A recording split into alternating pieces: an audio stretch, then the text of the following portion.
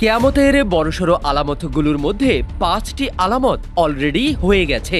কোরআন ও হাদিসে বলা হয়েছে কিয়ামতের পূর্বে কয়েকটি বড়সড় আলামত প্রদর্শিত হবে, আর সেগুলো থেকে কয়েকটা আমাদের চোখের সামনেই ঘটেছে।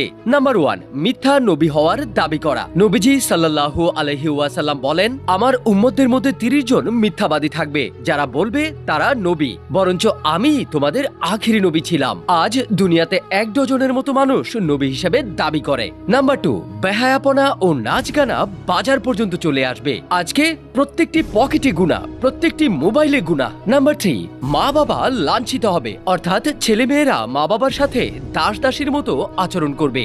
নাম্বার 4, উঁচু উঁচু ইমারত তৈরি করার মোকাবেলা।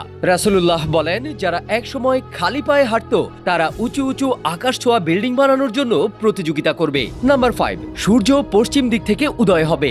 এটা এখনো পর্যন্ত হয়নি, কিন্তু যেদিন হবে তওবার দরজা বন্ধ হয়ে যাবে। এখন সবচেয়ে বড় প্রশ্ন হলো, যেখানে আমরা কিয়ামতের আখিরি জামানায় বসবাস করছি, আমরা কি কিয়ামত মোকাবেলা করার জন্য প্রস্তুত? তওবার দরজা এখনো খোলা আছে, তাই তওবা করুন।